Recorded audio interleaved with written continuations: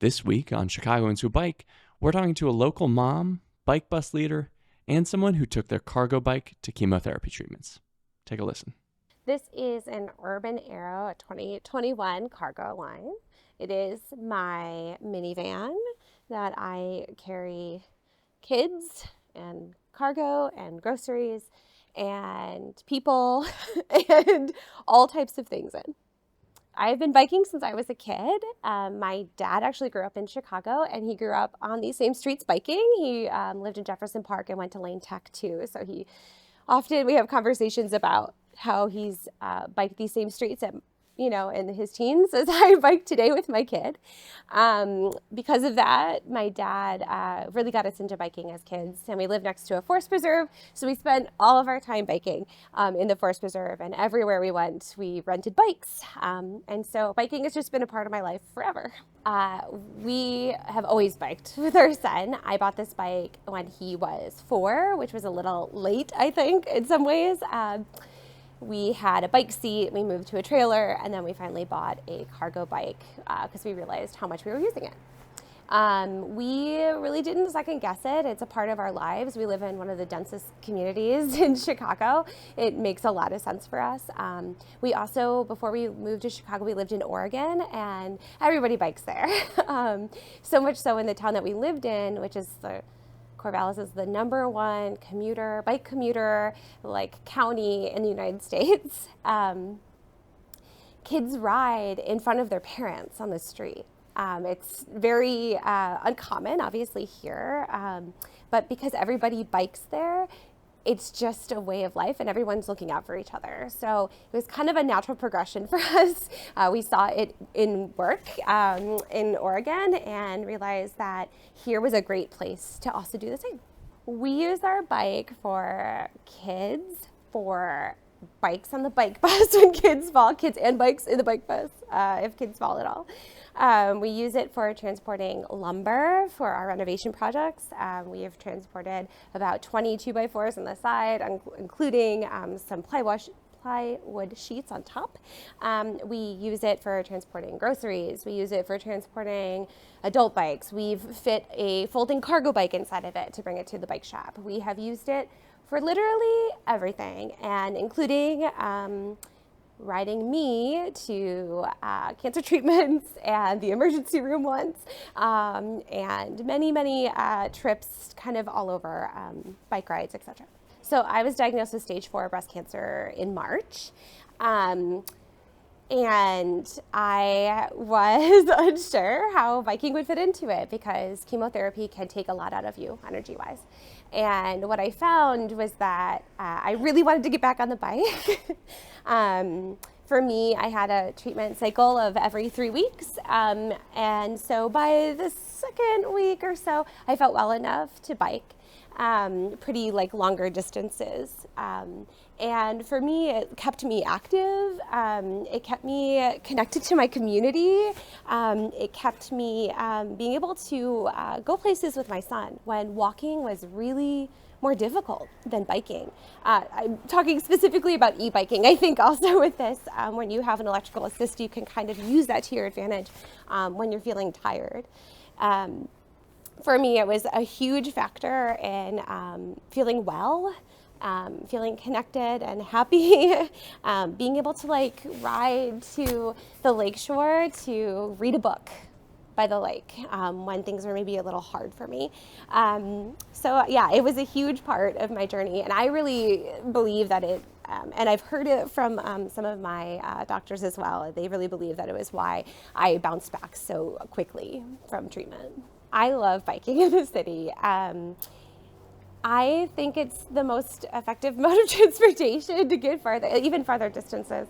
I love to ride with my kid to the museums. We do adventure days, usually on Saturdays, and we go all over the city to see things, even just murals or an ice cream shop. and it allows us to be able to get around, to see things that maybe you wouldn't otherwise. What really drove me to getting a cargo bike was that I was having a hard time hauling my son as he got older, weight-wise, and it was prior to him really learning how to bike, and I wanted to go farther distances with him that maybe I had to take 2 buses to get to. And anybody who has kids knows that like 2 buses is a lot. Transferring and waiting and not knowing how long it's going to be, and getting that kid like comfortable, and them not wanting to be like, I just want to go home now.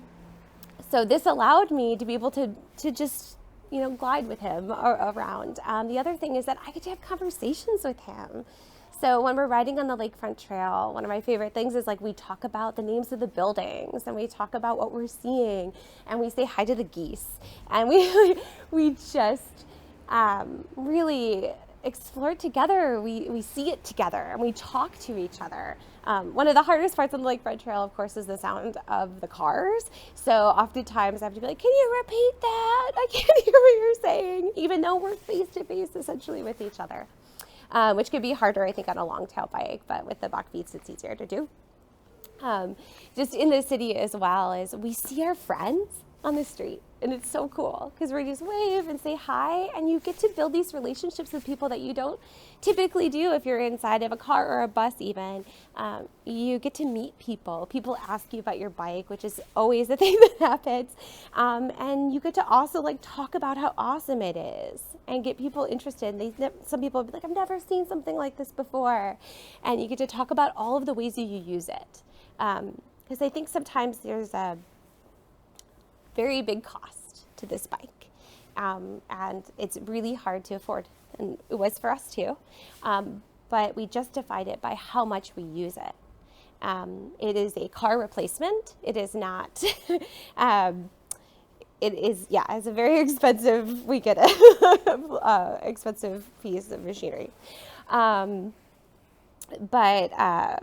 when you talk about how you use it, when you talk about all the ways, like when it's in the shop, we realize how much we miss it, how much we need it to get to therapy appointments for my son, to get to my own treatment appointments. I sometimes use this bike.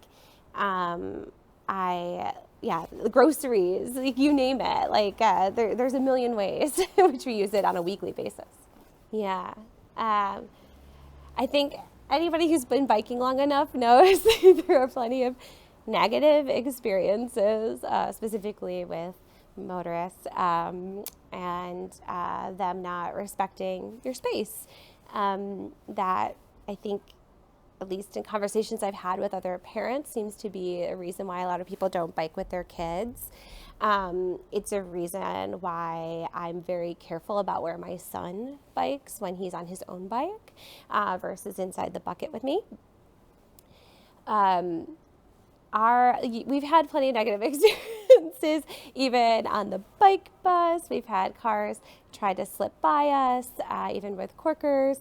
We've had people get out of their cars.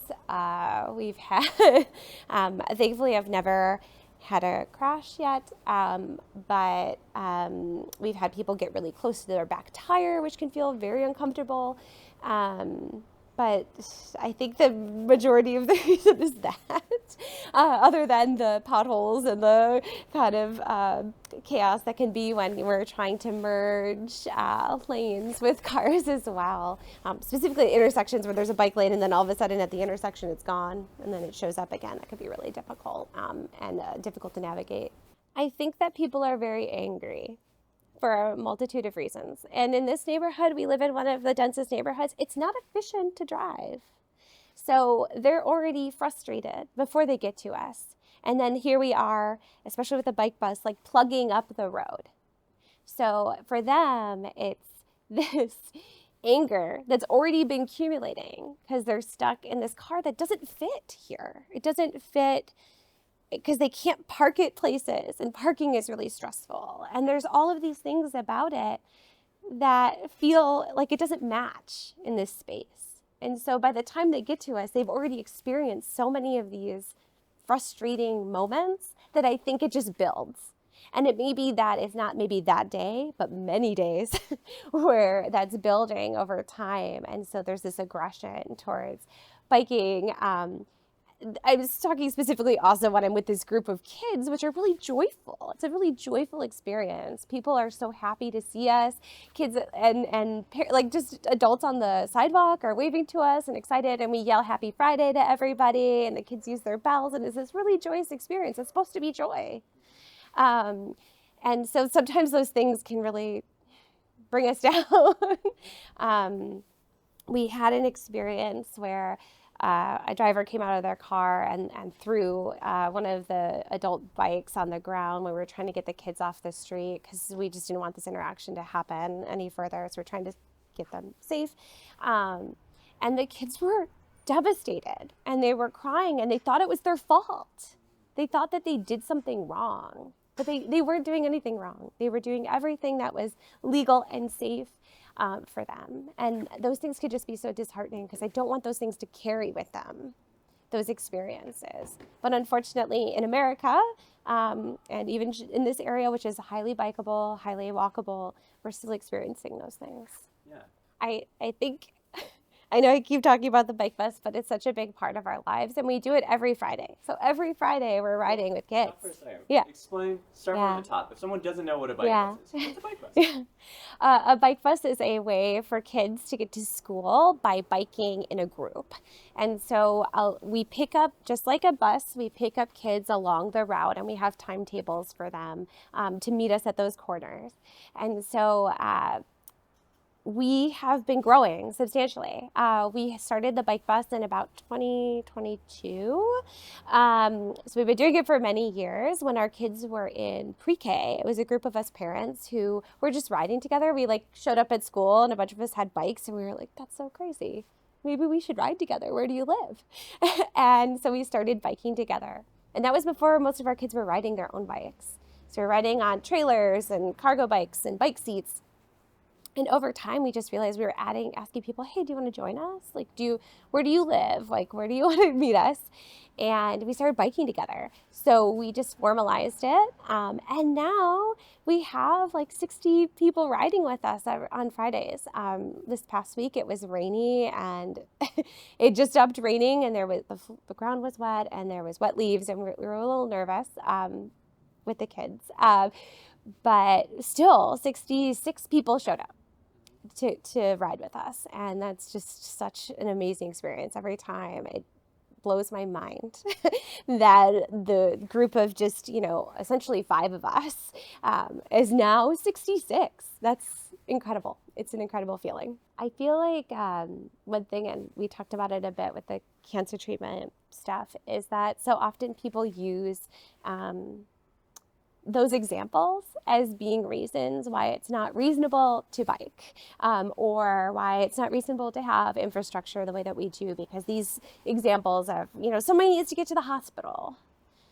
But in my experience, being able to pull up to the front of the door when I felt really sick and weak was much easier for me. There wasn't this whole experience of where do I park this thing, or the person dropping you off and then meeting up with you. I got to walk in with my family. I got to be able to navigate the space easier. In those times when it's really, it can be really, really hard to move around, or when you're feeling really sick. I also think that we often forget how important it is to move our bodies when we don't feel well. And for me, it gave me a place to be able to do that without a lot of effort. But I still got fresh air, and I still got to sit on the grass, and I still got to experience the things that I felt like I was missing. I wasn't stuck in my house, which sometimes you feel like you are. So it allowed me the freedom to be able to go out and do things when I probably wouldn't have made it there by foot. Thanks for watching that interview. Subscribe to see more conversations with Chicagoans biking around their city, dropping every other week.